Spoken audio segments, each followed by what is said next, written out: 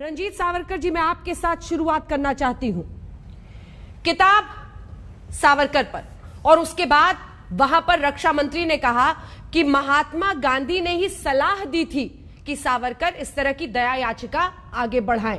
अब इस पर कांग्रेस का यह कहना है, कांग्रेस पार्टी के नेताओं का कहना है कि जब महात्मा गांधी 1915 में भारत आए थे तो 1911 जेल में जाने के 1.5 महीने बाद से ही जो दया याचिका कह लें या फिर माफीनामा जो भी उसे कह लें, जो अंग्रेजों के सामने रखा गया था सावरकर की तरफ से, आखिर महात्मा गांधी से सलाह उस पर कैसे ली गई जब वो इंडिया उस वक्त आए ही नहीं थे? इन तमाम आरोपों पर आपका क्या जवाब होगा रंजीत जी? पहली बात तो यह है कि वो माफीनामे नहीं थे, वो सभी क्रांतिकारियों की रिहाई के लिए उन्होंने आवेदन पत्र किए थे, ये मैं स्पष्ट करना चाहता हूँ। दूसरी बात, यहाँ ऑन रिकॉर्ड गांधी जी का एक खत है 1920 का, मेरे दादाजी मतलब वीर सावरकर के छोटे भाई डॉक्टर नारायण राव सावरकर को उन्होंने 25 जनवरी 1920 में लिखा है, और उसमें उन्होंने कहा है कि मैं आपको सलाह देता हूँ कि एक पिटिशन आप एक और लिखे और उसमें स्पेशलाइज करें कि उनके जो क्राइम्स है वो राजकीय क्राइम है।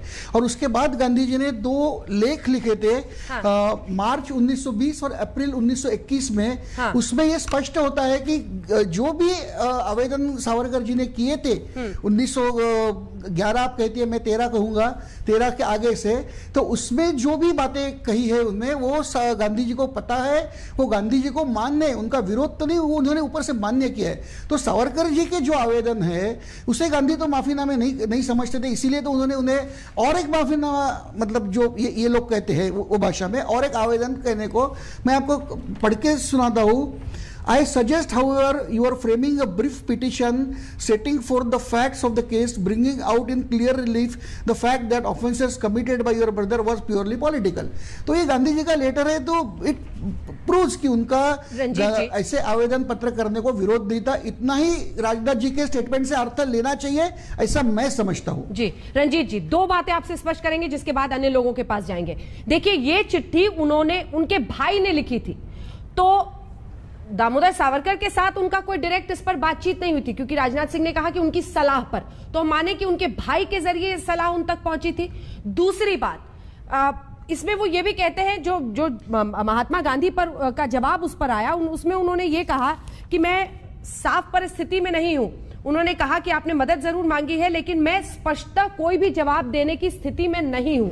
लेकिन ये जो पूरा कॉरेस्पॉन्डेंस है, ये उनके भाई के साथ हुआ है।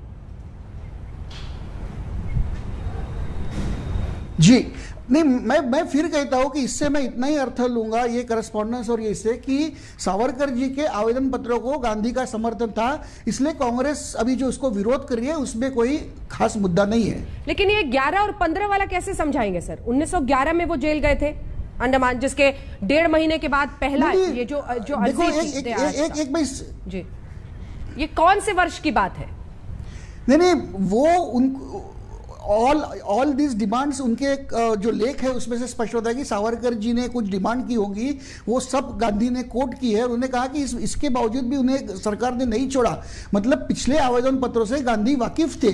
मैं ये बिल्कुल नहीं कह रहा हूं कि सावरकर जी एक स्वतंत्र प्रतिभा के नेता थे, उन्हें गांधी के सलाह की आवश्यकता नहीं थी, मगर उस समय गांधी ने उनके भाई को सलाह दी कि और एक आवेदन पत्र करे।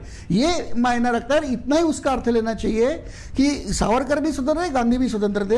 तो सावरकर जी को जो आवेदन थे उनको गांधी की सम्मति थी और उन्होंने और एक आवेदन करने को कहा, ये इसमें से अर्थ मैं लेता हूं। दूसरी मुख्य बात जो मैं पूछना चाह रही थी उसमें यह है कि वो पेंशन लेते रहे, बल्कि उसके बाद जब वो पुणे गए और अलग जगह पर उन्हें घर भी दिया गया अंग्रेजों की तरफ से, यह आरोप है कि उन्हें घर भी अंग्रेजों की तरफ से दिया गया जहां नजरबंद करके रखा, और वो पेंशन भी लेते रहे और उसको भी बढ़ाने के लिए वो चिट्ठियां लिखते रहे।